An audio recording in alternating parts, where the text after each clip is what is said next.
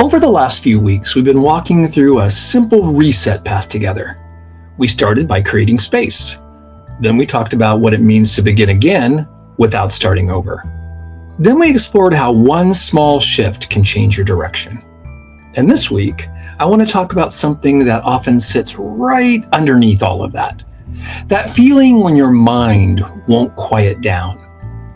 When you sit still, but you still don't feel settled. When you technically have time, but you don't feel like you have the space. When your thoughts keep circling, your focus feels scattered, and even simple decisions feel heavier than they should. We often describe that as having a busy mind. But what if your mind isn't busy? What if it's just full?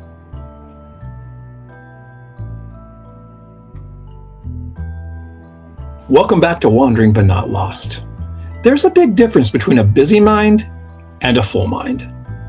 A busy mind can feel active, creative, engaged, maybe even energized. But a full mind often feels crowded. There's no room to think, no room to breathe, no room to finish one thought before another one steps in. A full mind can make everything feel urgent, even when it's not. It can make the rest of you feel restless. It can make a quiet moment feel noisy.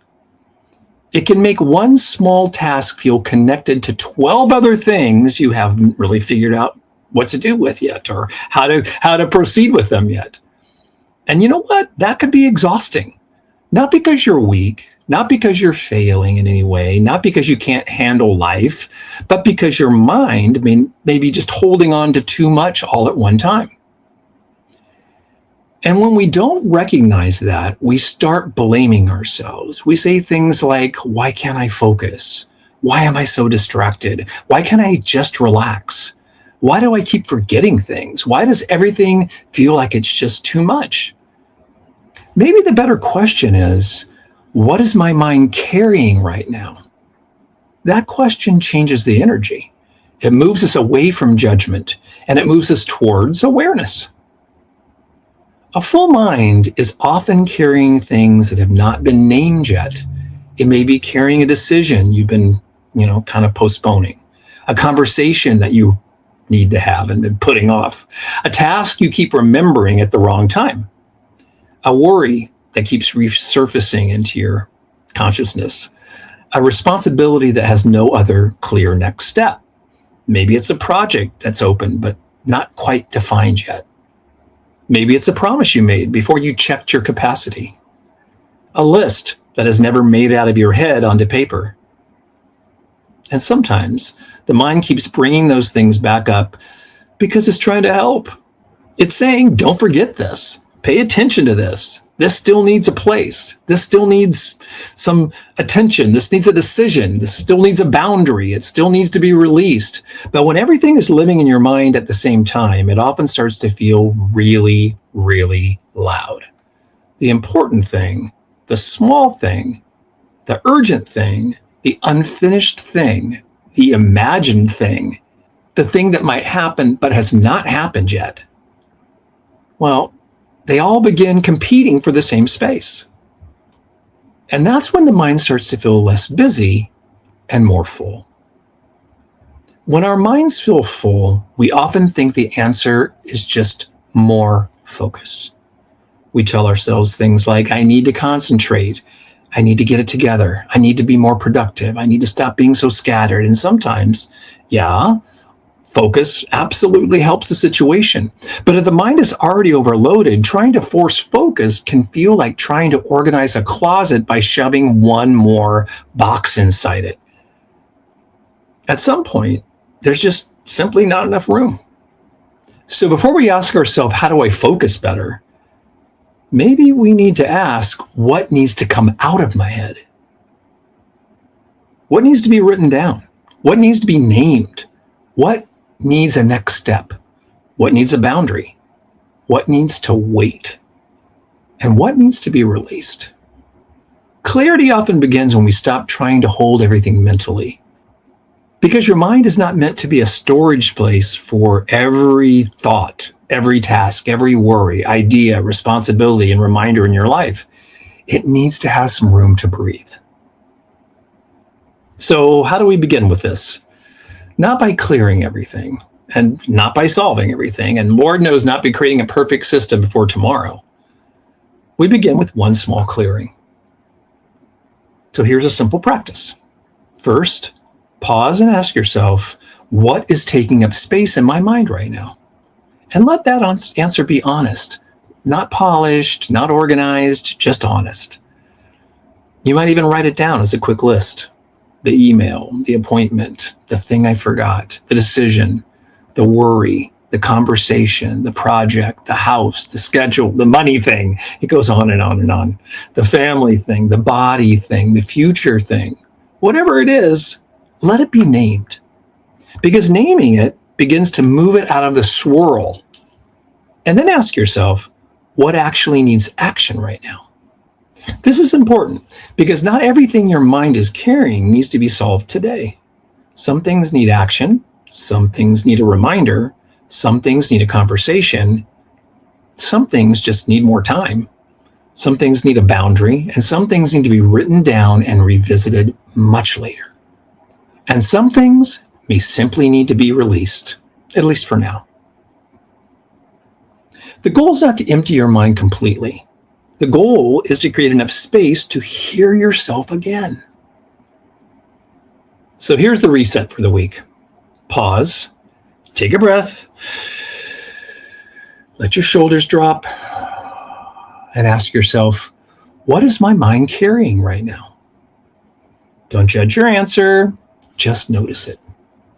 And then ask, what is one thing I can move out of my mind and into a better place?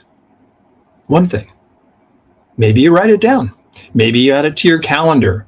Maybe you send the message to yourself or put it on your phone. Maybe you make a decision. Maybe you create a reminder for yourself. Maybe you set that boundary. Or maybe you just simply say, not today. Maybe you admit this is not mine to carry. Those are the things, honestly, that when you are in that mind loop, those can sometimes free up the most space. But in this exercise, just choose one thing, not the whole list, not the entire mental load, just one thing. Because one thing moved out of that mental swirl can create a little more space, and a little more space can help you breathe. A little more space can help you choose, and it can help you realign. So let's take a few seconds together. Take in a slow breath in and let it out. Again, breathe in and then let the breath go. Now gently ask yourself, what has been taking up the most space in my mind? Let one thing rise to the surface, just one.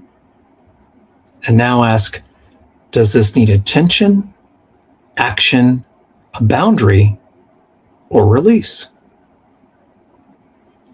Attention, action, boundary, or release. You don't have to solve it this second. Just give it that name.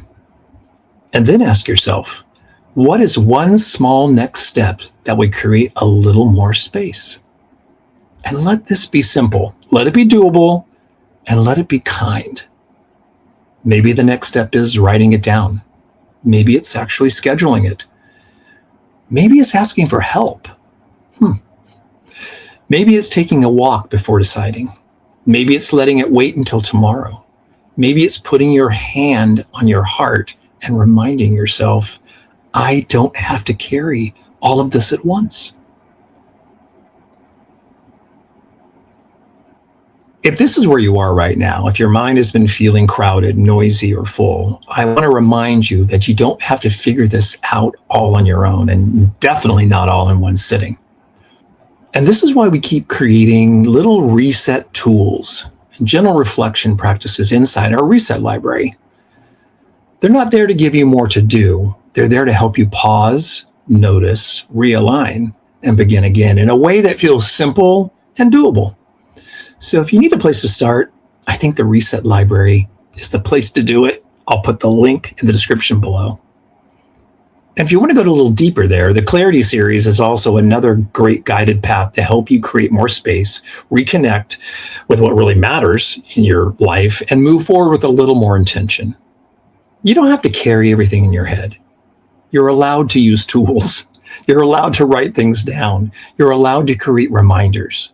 You're allowed to set things aside. And you're allowed to make space. So this week, notice the difference. Maybe your mind's not busy. Maybe it's full. And maybe the next step is not to push harder. Maybe the next step is to pause long enough to ask yourself, what am I carrying? What needs a better place? What can I move, name, release, or set down? You don't have to clear everything. You don't have to solve everything. You don't have to become perfectly calm before you can begin again. Start with one small clearing, one thought written down, one decision made, a boundary honored, an open loop closed, even one breath. So pause, notice, realign, and begin again. You continue to wander, but you're not lost.